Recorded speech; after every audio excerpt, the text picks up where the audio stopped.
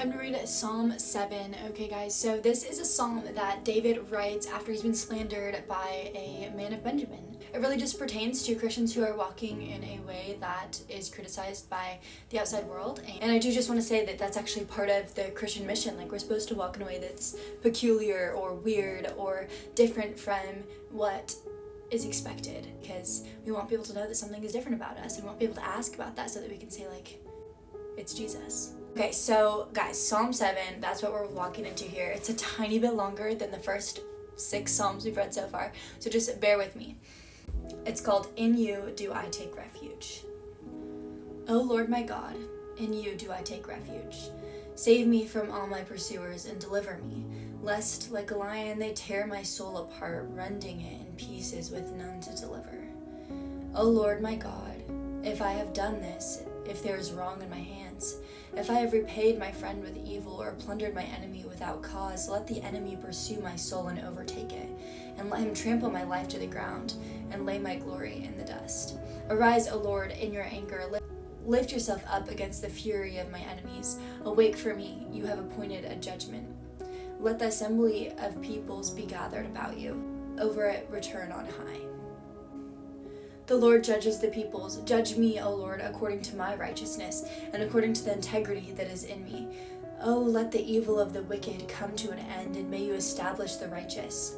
You who test the minds and hearts, O righteous God, my shield is with God, who saves the upright in heart. God is a righteous judge, and a God who feels indignation every day.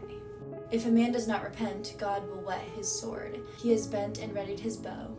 He has prepared for him his deadly weapons, making his arrows fiery shafts. Behold, the wicked man conceives evil and is pregnant with mischief, and gives birth to lies. He makes a pit, digging it out, and falls into the hole that he has made. His mischief returns upon his own head, and on his own skull his violence descends. I will give to the Lord the thanks due to his righteousness, and I will sing praise to the name of the Lord Most High.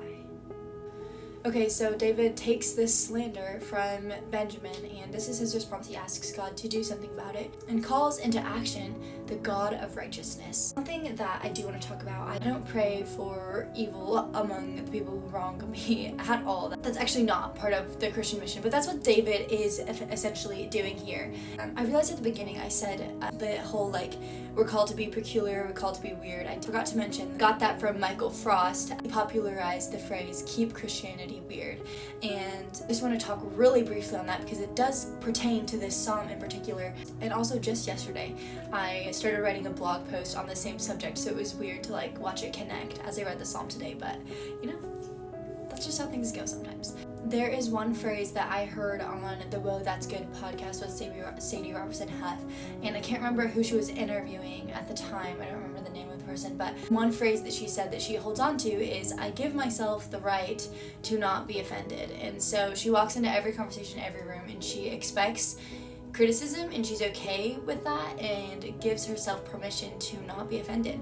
And I think that's one thing that if we forget to do that as Christians, if we forget, like, I don't have to be offended, we take things really hard, and it's really hard to continue to talk about the gospel and talk about the good news, because you're always going to get pushback.